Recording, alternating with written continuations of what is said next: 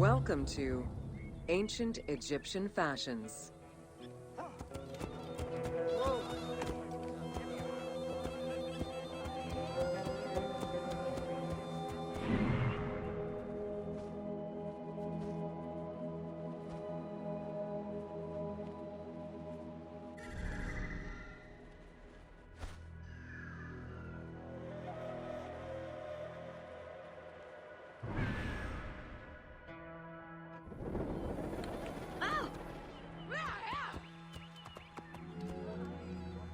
Learning what life was like for ancient Egyptians presents many differences, and yet also surprising similarities to how people might live today. Understanding the daily lives of regular citizens so many thousands of years ago is ultimately what connects us as human beings.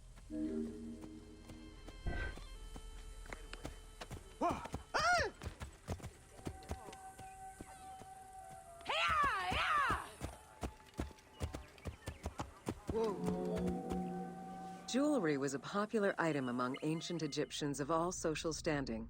Both men and women wore earrings, rings, and bracelets. Status determined how much jewelry a person wore and what it was made of. Common folk wore pearl necklaces, simple bracelets, and leather bangles. Brightly colored earthenware and glass paste were a favorite enhancement.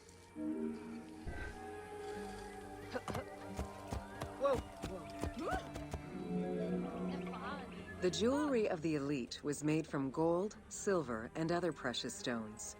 Because gold never lost its shine, it was considered akin to the flesh of the gods. Wide jeweled collars were a favorite. Made with rows of beads formed into patterns of animals or flowers, the soft chiming sounds they made were thought to appease the gods.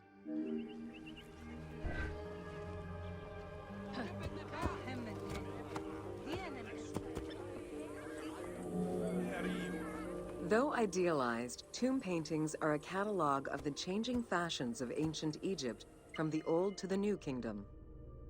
Egyptians took appearance and cleanliness very seriously and were diligent about their fashion, hair, and jewelry as well as their grooming habits.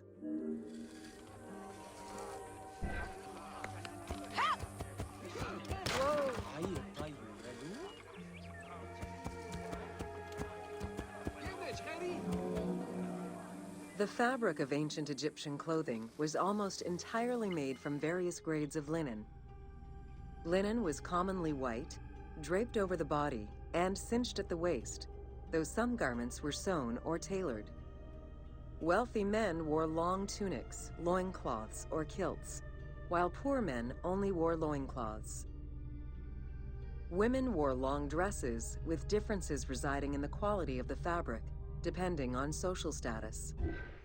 Egyptians commonly went barefoot, but could also wear sandals made from papyrus fiber or leather.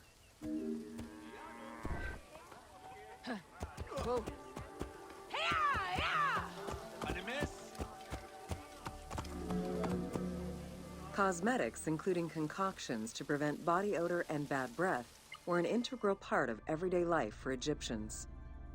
Used by both men and women, cosmetics were used as moisturizing ointments and sun protection as much as for beautification. Red ochre, a natural clay, was the most readily available cosmetic to tint lips and cheeks. Henna was used on nails and lips, and as hair coloring. It was also favored by richer women to decorate their palms and the soles of their feet. Whoa.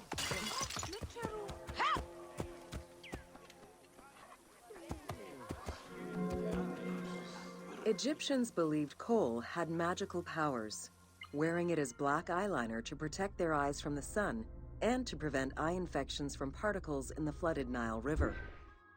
A special green kohl, made from ground malachite, was worn for ceremonies and religious rituals.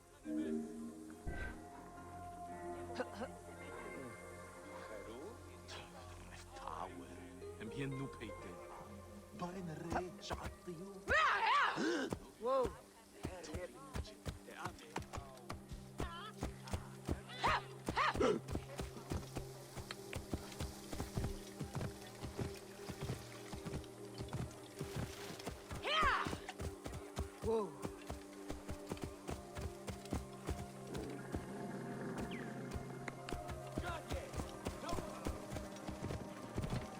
Whoa.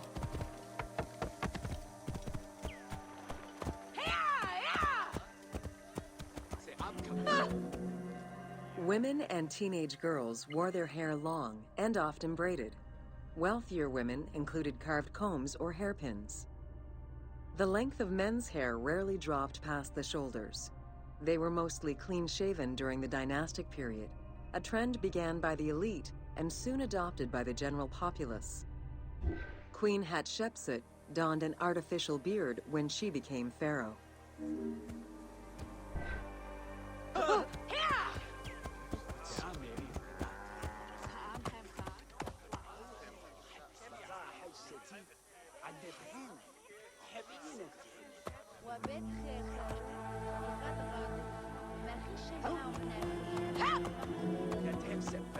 Wigs were very popular, used for special occasions or to conceal gray hair or baldness. They were fastened in place with beeswax. The most expensive wigs were made from human hair and reserved for royalty.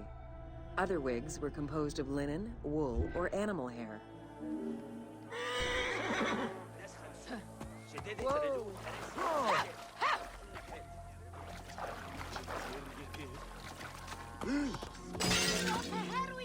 Prepubescent children generally had their heads shaved.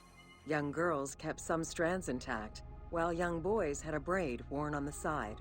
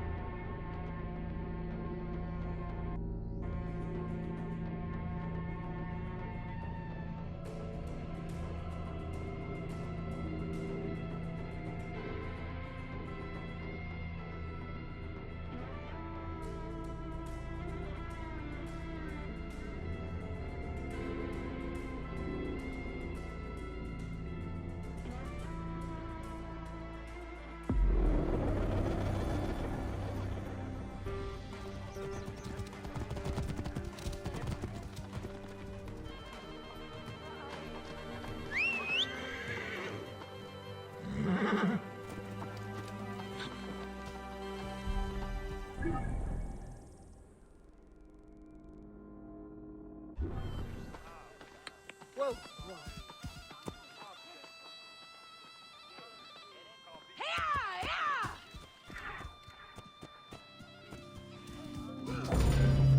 Welcome to Artisans of Ancient Egypt.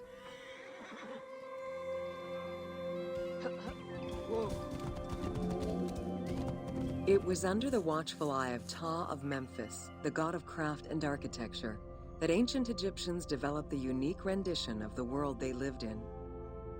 However, it is vital to understand that their view of art, and those who created it, was likely very dissimilar to the modern concept of the word. Instead of artists, the creative culture had skilled and respected artisans. The most significant categories of specialties for crafters were drawing, painting, sculpture, and metalworking.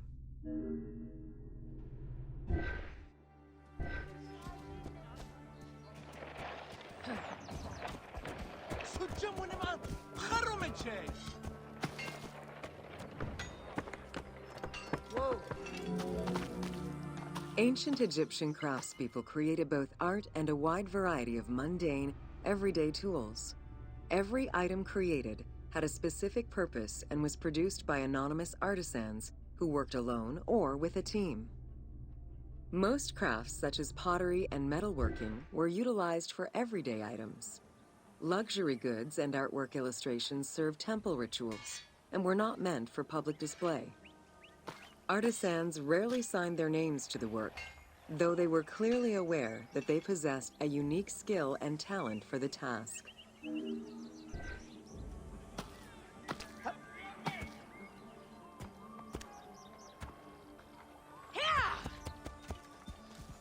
Whoa. Art, in all its forms, has offered not only a practical insight into the way ancient Egyptians lived, but in how they viewed the world and their place in it. The balance of order and chaos was crucial in both the physical and the metaphysical universes. As a result, their art appears to follow a strict set of stylistic conventions that supported this worldview.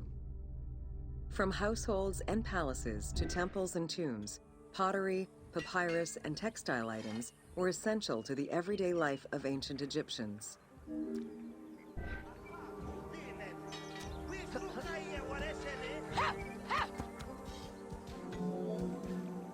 In ancient Egyptian culture, drawing was used as illustration, such as seen in the Book of the Dead.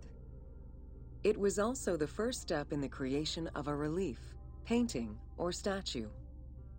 Two-dimensional representations were concerned with order and form, and were intended to honor gods and promote the transition of the soul to the afterlife.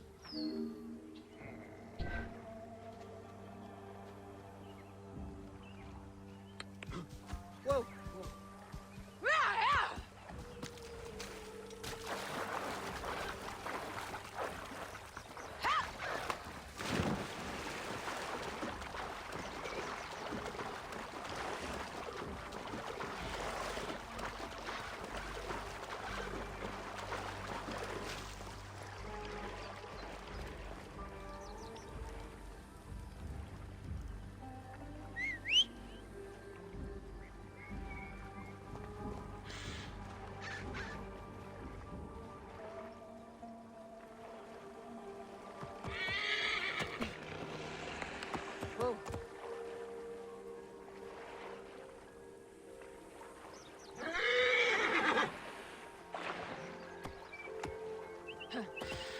Whoa!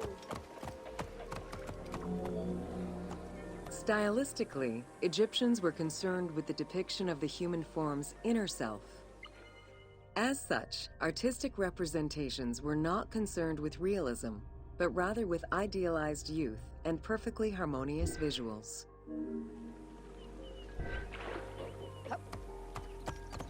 Whoa!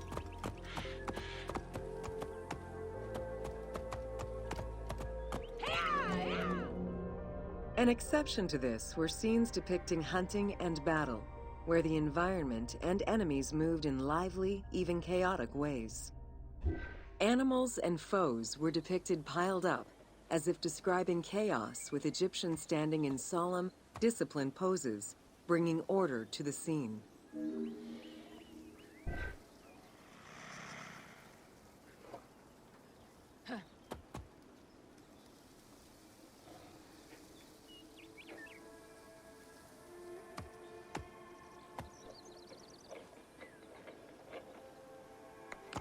Whoa!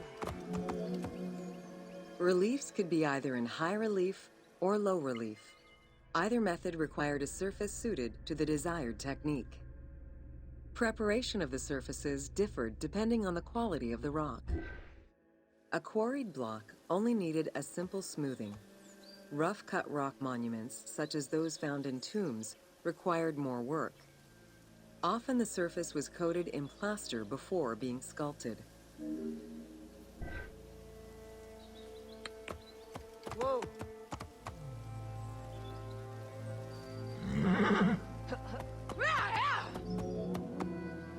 For reliefs, preliminary sketches were drawn in red, then framed with a red grid to position the elements of the scenes. Corrected sketches were in black, and once approved, the scene was ready to be carved. This method likely explains the name given to relief makers, the one who draws the outlines.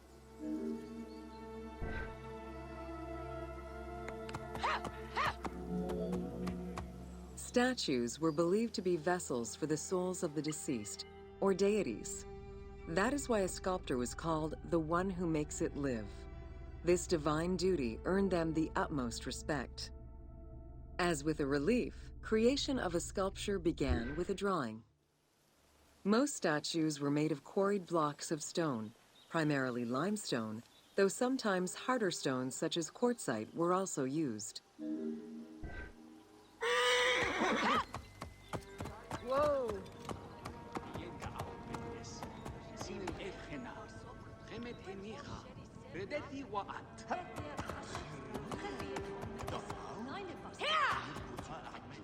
Whoa.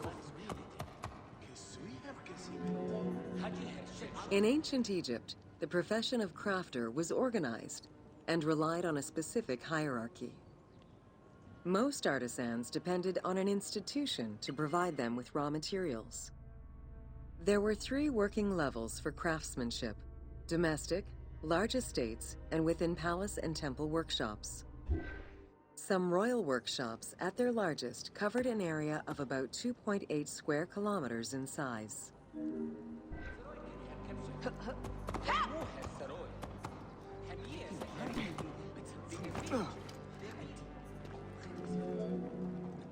At the domestic level, most Egyptians were craftspeople to a greater or lesser extent. The ability to repair tools was a daily necessity. Crafted everyday items could also be bartered for at the local market. Artisans with skills but lacking in resources worked at large estates, where the elite provided them with space to work and raw materials. The most skilled artisans were employed in royal or temple projects and benefited from a special status. They were provided with good workspaces and considered to be highly skilled.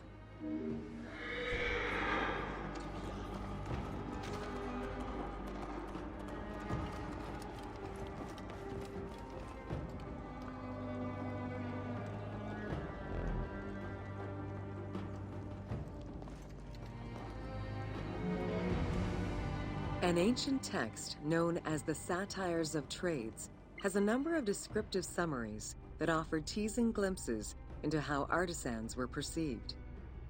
A coppersmith was said to stink and have fingers that resembled crocodile droppings, while potters were said to be like those who lived in bogs.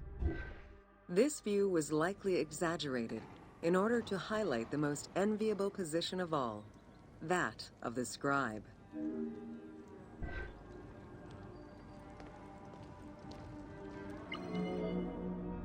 Located near the Valley of the Kings, Deir el-Medina was a settlement created by order of the king to honor the most skilled artisans. Its name translates as the Monastery of the City. Allocated a house on the initiative of the king, these craftsfolk were regarded with respect and referred to as the royal artisans. Those who lived there worked on the tombs in the Valley of the Kings and its surrounding temples.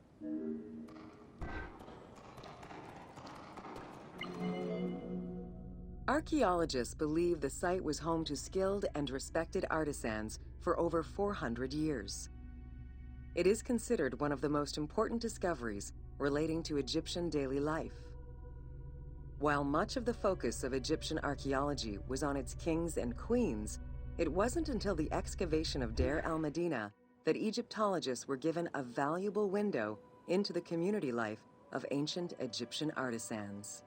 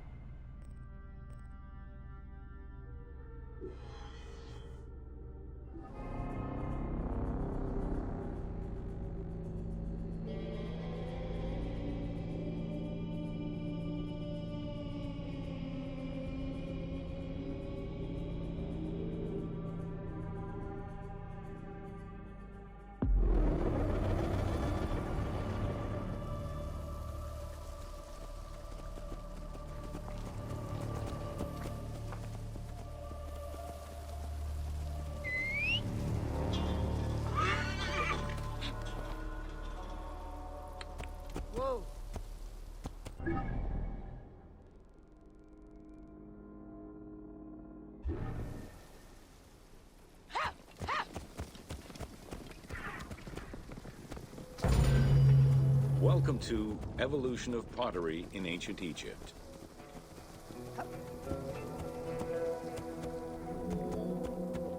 Excavations all over Egypt have uncovered enormous quantities of pottery vessels of all shapes and sizes.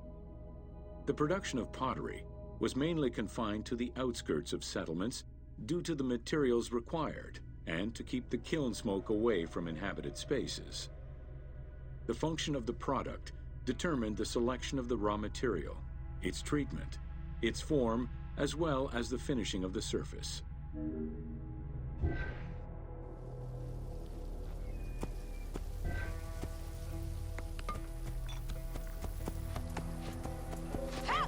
Whoa!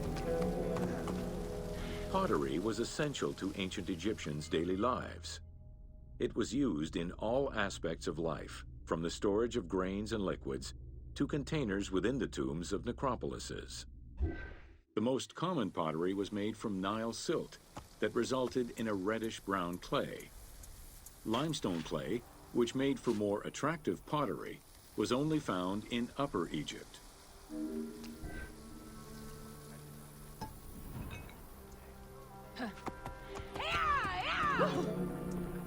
Early pots were made from pinched or coiled clay.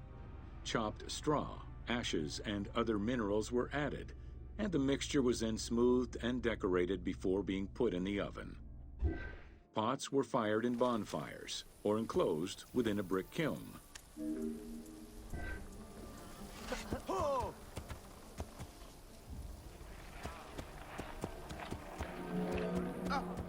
The potter's wheel was utilized during the Old Kingdom.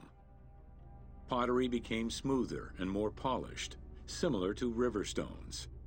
It was decorated primarily in red pigment, with the black color achieved by exposing it to smoke. Pottery workshops were attached to palaces or temples, and around the late period, specialized workshops began to appear. Whoa!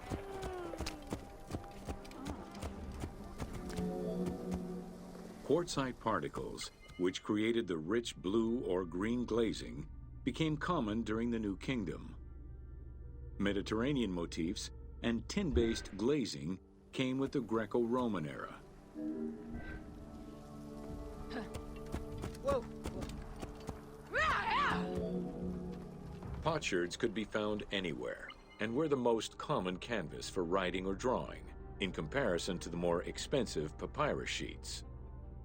Named after their Greek description, ostraca contained daily life records, letters, or could be drawn upon. Artists drew sketches for temples and tombs, or simply for leisure.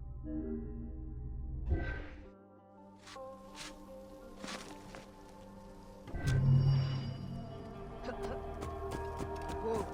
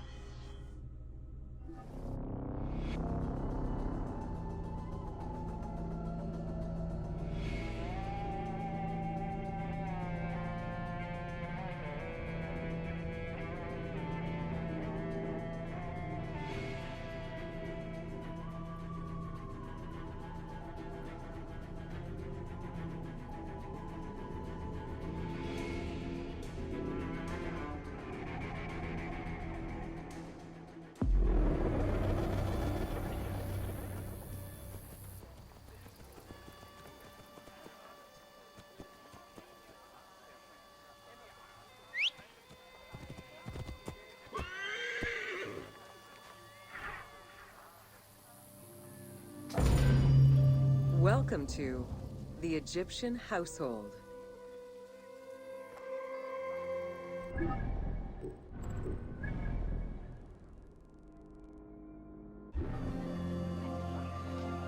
He said. In pre-Greco-Roman culture, women were considered equal to men in many matters. They owned property, testified in court, could divorce and inherit. Until the Greeks and Romans restricted their rights, Egyptian women could take over their deceased husband's trade. Marriage contracts included mentions of allowances and items of value brought to the marriage by the woman, which would forever belong to her.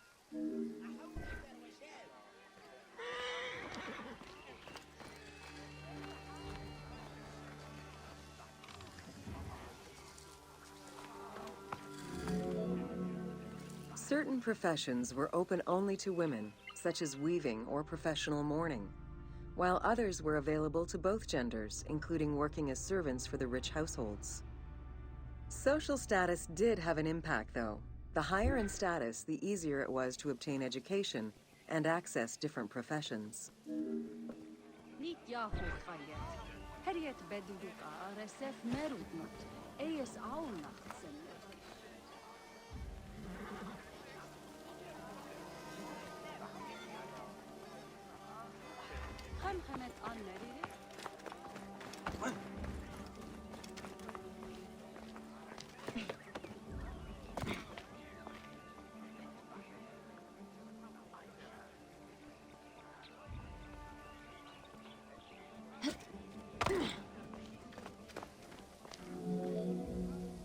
Homes were generally composed of 3 rooms.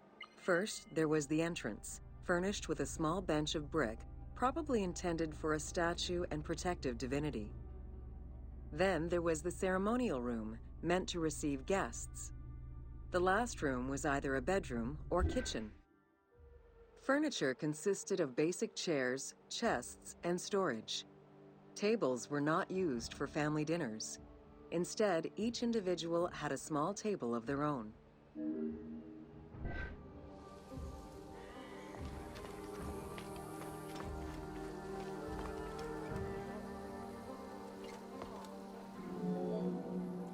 Marriages were a social contract rather than a religious construct. Family was vitally important to ancient Egyptians, and children were considered a blessing from the gods. The father, mother, and their children were the nucleus of the family, and cohabitation sometimes extended to mothers-in-law, sisters, aunts, and sisters-in-law.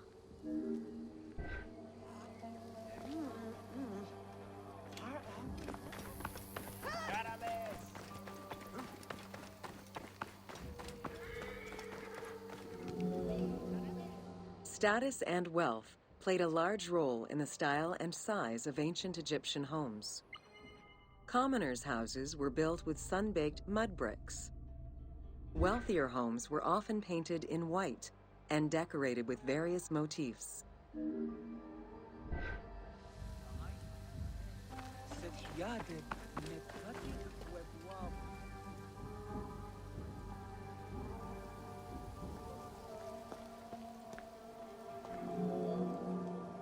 Town officials and the rich lived in mansions with numerous rooms that were luxuriously decorated.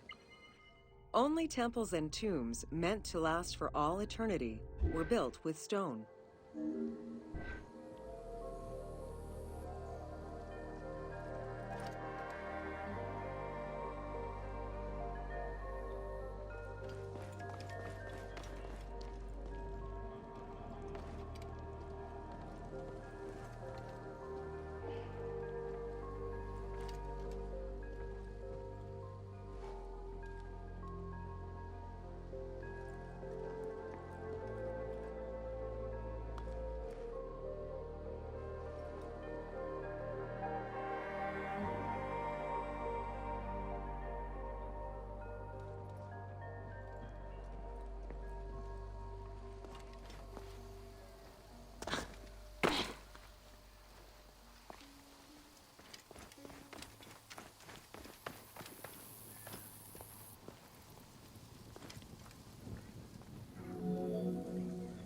Funeral stone inscriptions focused on the main member of a household.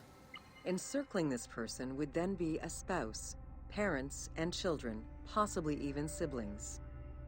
These stones were so structured because there were no surnames in ancient Egyptian culture. Parents and children were a sort of family tree, which allowed for the identification of the deceased.